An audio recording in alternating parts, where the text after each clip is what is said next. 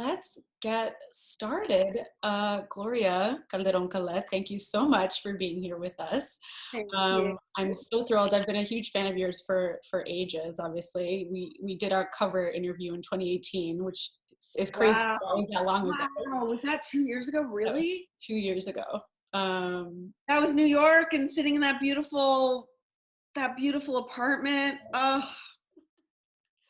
it was so good. simpler time. It's a different time. I mean, it feels like every time I think about it, I'm like, this is the new normal? How? Okay. Yeah. But for those of you guys who don't know me, I'm Briana Rodriguez, the editor-in-chief of Backstage, and we are here with the amazing Gloria Calderón Kellett, who's the executive producer, co-creator, co-showrunner, director, and actor, most importantly for this audience, of Pop TV's One Day at a Time, starring Justina Machado, Rita Moreno, Isabella Gomez, Marcel Ruiz, Todd Grinnell, like amazing, amazing cast. Amazing group. Stephen Tobolowsky, who used to write for Backstage back in the day. Really? Yeah, he used to write everything. He's the most interesting man in the world. He really is the most interesting man in the world. Yeah, he used to write our the working actor column on like a weekly basis. Wow. Yeah, he's amazing. But first, I mean, I feel like I would be remiss not to put us in this moment. How are you doing? How have you been spending your quarantine? I mean, I'm very privileged, right? Like I'm a writer, so I can continue working from home, and I know what a gift that is. And so I'm trying to make stuff for all y'all out there that are really struggling. So I'm okay. I mean, it's nice to see my family more. It's nice to be here with my kids. I haven't seen my parents in 6 weeks, which is, I'm a Latina. Like the show is real, y'all. They're in my space every day.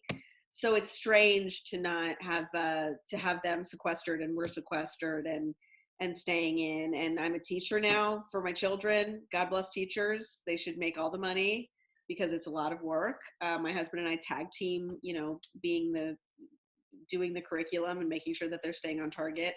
And then, my life is possible because I have a lot of help that I don't have right now. So, I'm cooking and cleaning and doing all the things here. And so it's very humbling. It makes me very grateful for all the people that make my life possible. Yeah. So your day-to-day sounds like super packed.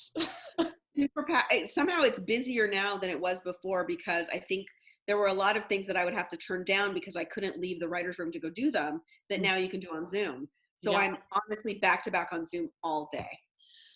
I mean, I feel like my life is now Zoom. It's everything. Yeah. Zoom meetings, Zoom happy hours, Zoom touch bases, everything is. I know. I mean, I think that in some ways I do feel like, because the air quality right now in Los Angeles is so amazing. Like it's good. Like it is like blue skies and green. Like the environmental impact is pretty huge. And I do think that it will impact how before I used to have to get ready for an hour, drive in my car for an hour to go to the valley so that I could do meetings out in the valley and then drive an hour home.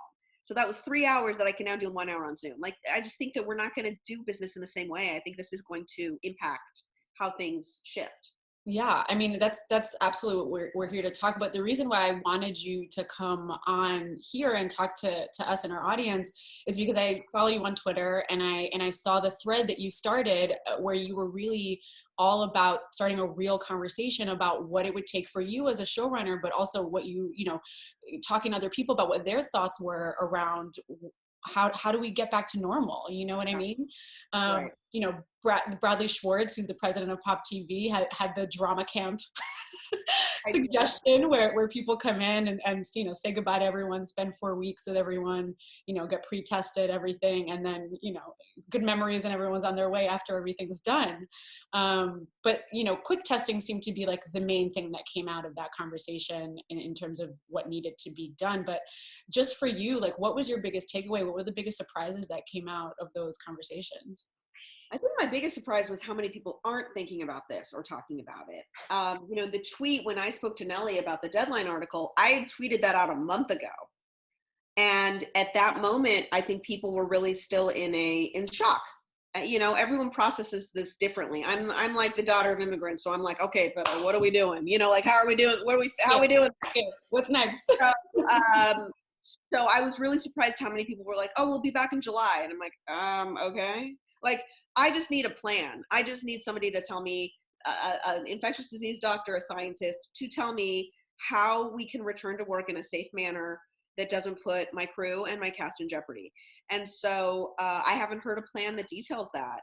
And the fast tests seem like the way I would be comfortable, but the manufacturing of those fast tests and the training of the nurse practitioners or doctors or support staff to administer those tests takes time.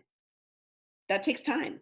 That's not going to be done. I mean, I don't see things shooting this year, guys. I'm so sorry. I wish I did. Wow. And maybe greater minds than mine, hopefully, are thinking about this and are figuring this out so that we can all return to work in a safe manner. But to do my show, which is on a set, right? So we're not at practical locations. We are on a contained set. The minimum amount of people I need to make my show is still 65 people. I don't know what that looks like. So this will return to normal. We will get to all go back to work. I do think it's going to be a moment. So what do we do with that moment? How do we maximize the time that we have in quarantine so that we can leave this evolved in some way? And, you know, I see a lot of stuff on my Instagram that talks about be kind to yourself. You don't have to produce. Okay. Okay. For me, that's not helpful.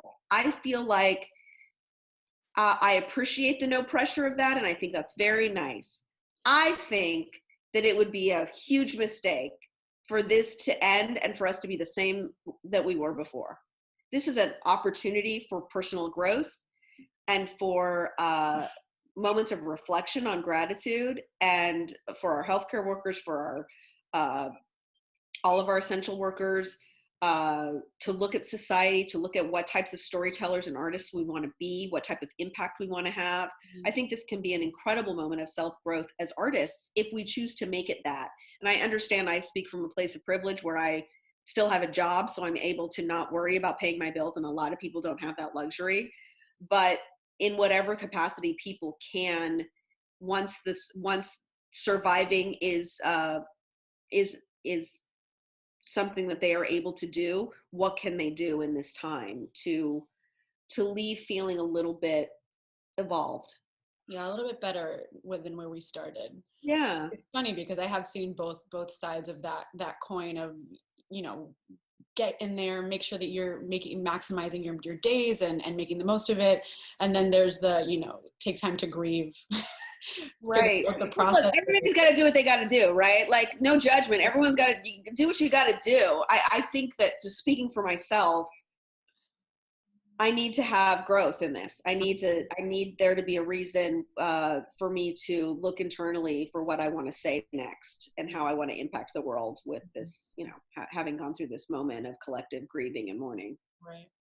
How are you staying inspired? You know, I mean, you're talking about looking in and really, you know, kind of examining with yourself as an artist, but then, you know, what are you looking to beyond that to keep yourself, you know, keep that fuel going? Well, I'm working on 4 different projects, and I'm working in partnership with people on those projects. And so I'm accountable to someone else, which I think I'm also really grateful for, to have some sort of camaraderie, to be able to go on Zoom every day and talk about characters and outlines, and sort of, it's a reprieve from what's happening in the world and on the news. So I'm, again, like, that's the beauty with writing, is that you can take a reprieve and sort of jump into the world of these characters and give your mind and soul a break. So whatever way that is for people to have a respite, I think that's certainly been very helpful to me. Yeah. So I was reading earlier today that Sweden and Denmark have picked up production again, you know, with limitations in place, you know, 4 meters distance, no crowd scenes, there's no touching, you know, skeleton crews. But, you know, we touched on it a little bit of what you would need, you know, the quick test, all that stuff. But, like, how would you summarize what you need as a showrunner for you to feel safe to going back to work with, you know, people who are considered high risk, Rita Moreno, Right. you know, what is that? What are the logistics of that for you as a showrunner? I mean, I just don't, I'd be curious to look into what they're doing on these various sets, because for me, I was only I don't know about the Sweden one, so I got to read up on that. I was reading about Australia. Australia is doing temperatures, but for asymptomatic people, they are most infectious the 3 days before they show symptoms. Right. So where's the sun? I don't, that doesn't work for me. Right. I don't know I just think that what's unfortunately going to happen is someone's going to get sick on a set somewhere. I think there will be luck. There will be some sets that are fine. Some sets are fine, but that one set that has somebody, I'm just not willing to put Rita at risk. I'm not willing to, and by the way, I think there's different rules, obviously, in different countries. We have our guilds. I think that hopefully SAG, DGA, WGA are looking at this and are talking amongst themselves about the safety standards that are needed to go back on set. So hopefully this is not a problem I will have to face, because our guilds will be protecting us. They should be. Yeah. How do you imagine that this will affect on-set life for you once we do go back? I think once we do go back, we'll probably just have less extras. I don't imagine that there will be live audiences for a while until there's a vaccine. Or until like they've proven herd immunity, which is, I think, 2 years out. I think that we will just be more careful. I think the craft services will be a little bit different. I think there will be more hand washing stations, less knobs and things that you can push open and push closed. I think there will be more regimented cleaning. All of that, I think, will shift and change. I don't know that we'll be wearing masks if everyone has been tested on sets, but I don't know. Maybe there's still virtue to masks. I think, look, thankfully, I'm not a scientist or a doctor. I think we need to look to our scientists and doctors to tell us best practices and then put that into effect.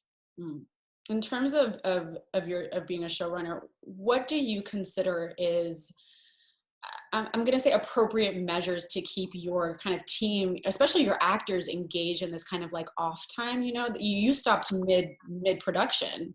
Yeah. And so, you know, obviously it's kind of like what we were talking about before of, you know, how do we balance what everyone's going through right now and the different ways that everyone's processing? You know, what do you consider appropriate to keep your cast engaged in the work in this point in time? Well, what's so lovely right now is, you know, on Netflix, we would be out at midnight, and by 6 a.m. there would be people texting me and tweeting at me about like, we watched it, what's next? And you're like, what? Like, what's lovely about Pop, and we're also simulcast on TV Land, for those that don't know, we're on TV Land and Pop at the same time. We get to have the week to week.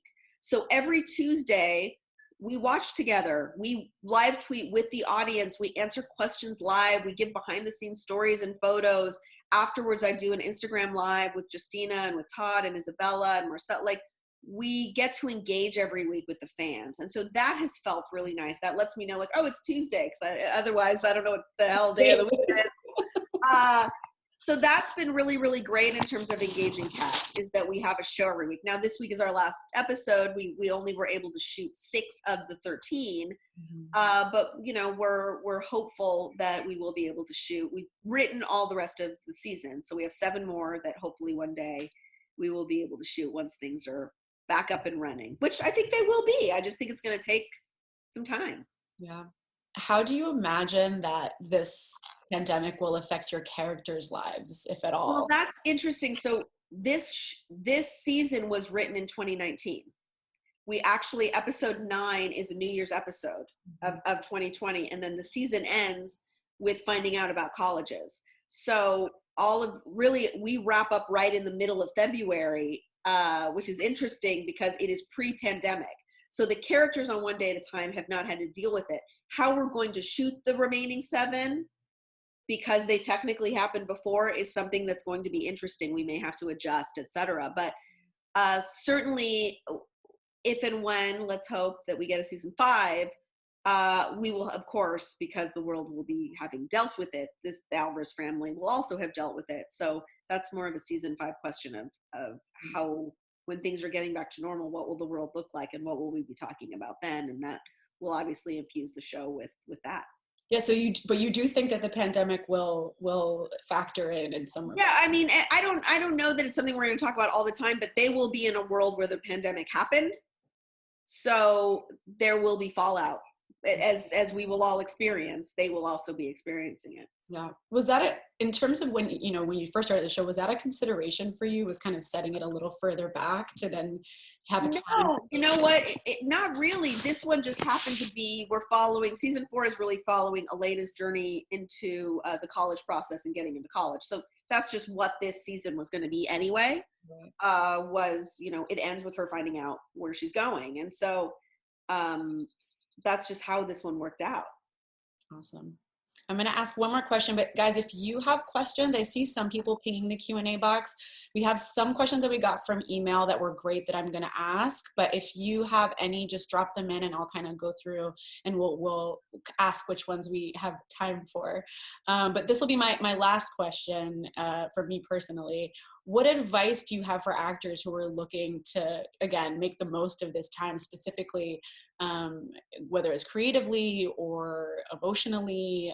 What is your 2 cents, if you will, for that? I think that right now is the time to look at the instrument of the body, and whatever your type is, lean into that. So if you're a leading man or leading woman, this is the time to get that 6-pack. If you are a character actor, this is that time to sit. I think that actors, what I find a lot is that the actors that have done the emotional work of who they are as a person and are very grounded in who they are and have done the work of that are much more open to jumping into the skin of other characters. And sometimes what holds actors back is themselves. So they can't fully commit to the emotion of a scene because they haven't dealt with the emotion of whatever they're going through. It's very personal acting because the instrument is you. So take this time to maybe look internally and to do some Zoom therapy. I think that there's a lot of Zoom classes happening right now, if that's something that's helpful to you. Certainly when things are normal, I do think all actors should be in class. I think that's really important. I think that you can tell in auditions and on tape who is like running scenes all the time and that muscle is working for them and who it's atrophied for. You can tell. And so this is a time to make sure that muscle doesn't atrophy, even if that means doing FaceTime scenes with friends, just to keep it, limber. Yeah. I've seen, so we've launched this huge on-camera series, The Slate, which you are now a part of. And I've seen a lot in the comments, a lot of actors really connecting, sharing Instagram handles and emails and just figuring out ways to connect with other actors to do those kinds of things. So I definitely think the Backstage audience at the very least is doing that stuff. So this question, I'm going to shift really quick to audience questions. This one came in from email. This one comes from Deanna Gomez. My question for today is, what do you think will change for those who are still trying to break into the industry? How will the virus affect bringing in new talent and hiring, do you think? I think this is just a pause. You have to look at this time as a pause. This is not a time to get an agent. This is not a time. It's just everything is sort of frozen in this moment. And so I think if you make peace with the fact that this is not, if this was like, this is the year I'm getting an agent, just relieve yourself of that pressure this year. That's not going to be for this year. That's okay. Yeah. That's okay. There's next year. I think this is really a freeze. And so you have to adjust your expectations as a result of that. Awesome. This one's from Amanda Donadio. She says, one day at a time is a beautiful LGBTQ plus representation, and she thanks you for that. Her question is that she feels like she's played a lot of straight, or she is of the LGBTQ community, and she's felt like she's played a lot of straight roles so far and has been typecast as such. But would you have any advice in terms of expanding her search for LGBTQ work? Would it be weird for her to advertise her sexuality in specific auditions? I think that's very personal. That's very personal. It's interesting. The more we get into representation, it's certainly something we think about a lot because we're trying to allow gay characters to play gay if they are gay, because we have on our show some straight characters that are playing gay characters. And I think that actors should be able to play many things. If you should be able to play straight, even though you're gay, you should be able to play gay, even though you're straight, all of that. I think that as actors, people should be able to play whatever they can, whatever tells the story the best. So I think if you feel comfortable putting your sexuality out there, I certainly think that's, private and up to you.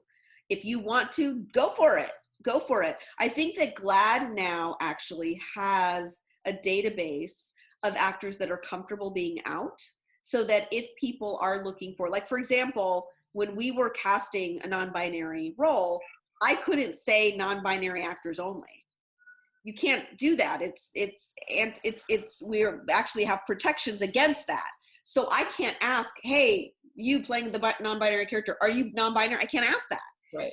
Just like technically, when you are auditioning, you can't ask people what their ethnicity is. You're not allowed to. So that is mostly to protect the actor, but when you're trying to actually do good, you can't.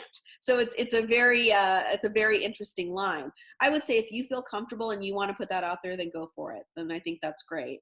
And you can also talk to your representation about, as a queer person, I would really like to go out for more queer roles if possible. Let people know that this is also queerness and that I want to be representing that as well. And I think maybe make a real effort. I think sometimes saying things out loud and saying them out loud to other people and then putting them out there allows the world to see you in that way as well. So hopefully that'll be helpful. Yeah, that's really good advice.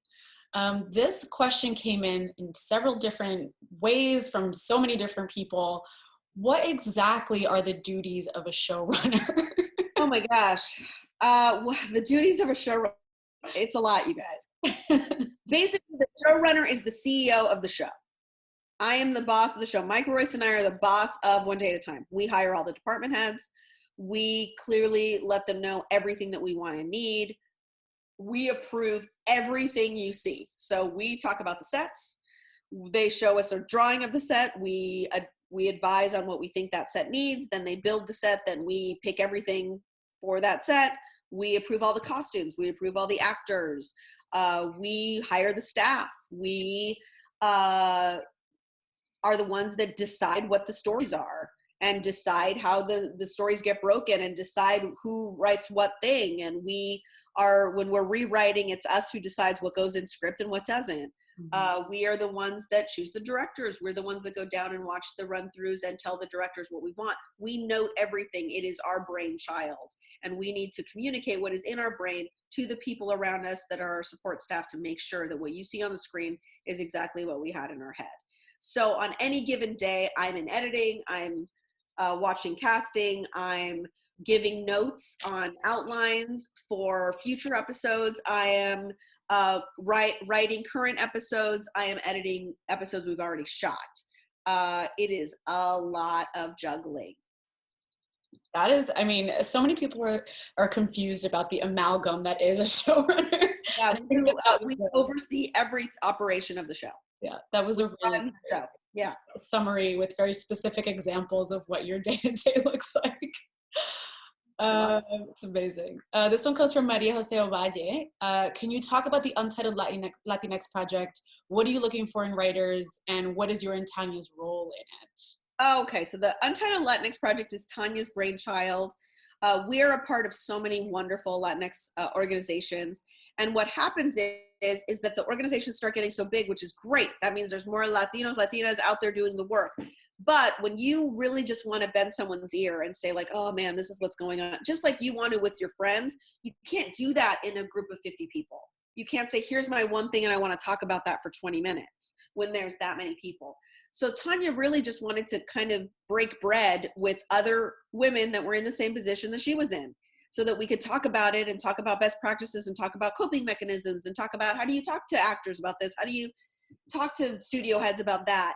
And so she just started this little kind of supper club, and we would just meet at different people's houses and we would talk about our experience, frustrations with pitching, with running a show, with publicity, with any aspect of show running, with people that were in the same boat that we were in.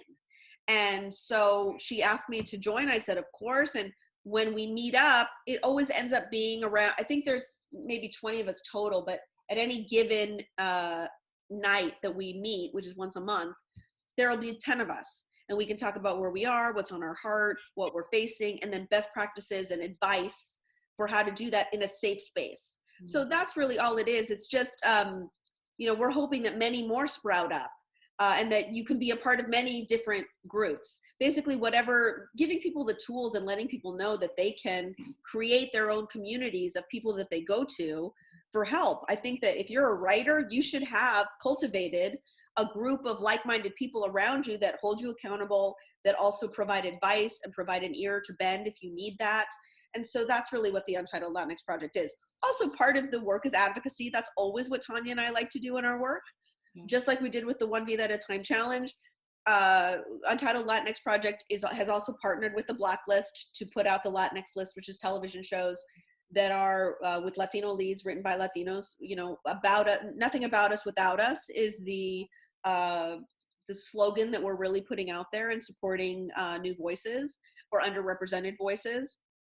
So it's kind of an amalgam of all of that. I love you're so consistent in your delivery, and you're constantly offering, I feel like, to this industry your insights, your experience. You partner with Pero Like, with BuzzFeed, with you have Hollywood 101. Like, I feel that since I've been following you've been so consistent in offering what you have to the community, and I just think that, like, before I used to try to do coffees with young writers or actors, or I would try to sit down with people, and the more I'm doing this, the more I feel a real responsibility to the work. Like, the work is actually what furthers the cause more than anything else. If I can get the work out there, I employ 200 people, and I put people that look like me on the poster, right?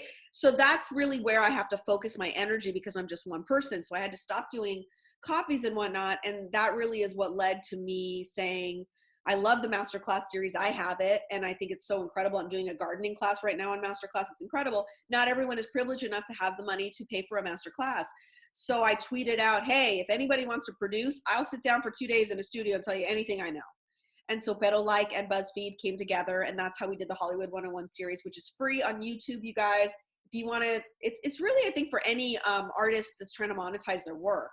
But it does focus specifically on television writing, and it's free. It's online, and you can watch it. And I think there's 11 episodes, and they range from 7 minutes to 30 minutes. We break down the One Day at a Time episode. Mike Royce and I break down the pilot and how we did what we did. And so all of that is free for you guys online. If you have any questions about my journey, about my advice on how to break in as a creative, as a content creator, then watch that, and all of your questions should be answered via that. Thank you so much, Gloria. I feel like that's the perfect note to end on. I mean, Oh, wow, great. I mean, we can take more questions, but I mean, but no, it's like, I mean, look, I think a lot of you are like, what's your advice for somebody entering the industry? It's all on that Better Like series. What do you think you should do to get an agent? It's all in that Better Like series. Like, I really did create it because I want you guys to have the answers from my perspective. And I'm just one person. There's a million different ways to skin this cat, really. And that sounds so gross, skinning the cat. Killing the there's a million different ways. There's no one right way, but if you want my perspective, it is all there. It is hours of me talking about this, and I really created that resource for you guys to get for free. So please do watch it. It's there. It's not going anywhere. So my big break, you'll see it on the Better Like series. Really, I'm reading through any questions that we didn't get to, and you really will be able to get those answers on the Better Like series. So check it out. Yeah, and that's called Hollywood 101. Yeah, Hollywood 101. If you type in Gloria Calderón Kellett and BuzzFeed and Better Like, I think it should all come up. I think they put it together too, so that you can watch each episode back to back. Yeah. Amazing. Gloria, thank you so much. It's always a pleasure talking to you. Always a pleasure talking to you too. Take care. And I can't wait to see more episodes of ODAT. Yes, and we have some exciting news coming next week. So stay tuned to my also follow me on Twitter and Instagram. I do a lot of Instagram lives where I answer questions. I do questions on Twitter. Always feel free to ask me a question on Twitter. I'm a lot more active on Twitter than I am on Instagram. And I only answer questions publicly, so don't DM, because DM's too crazy for me. There's too many people in my DMs. Don't slide in my DMs. Don't even try. DMs. She's not about it. Too much. But if you have the question, somebody else will have the question. So ask me on Twitter. That's the best way to get to me. Amazing. Thank you All so right. much. And thank you guys all for being here. Please, please, Thank you please guys. So continue cool. into the slate. Go to backstage.com and you can see all the programming we have. We've got talks with acting coaches, casting directors. We've got fitness coaches. Speaking of keeping your instrument in tune, we got vocal coaching. We have what you need. We're here for you to provide during this very challenging time. And thank you again to Gloria for being a part of this and sharing what she can with us in this time. Thanks, Thank love. you. Bye, Bye. guys.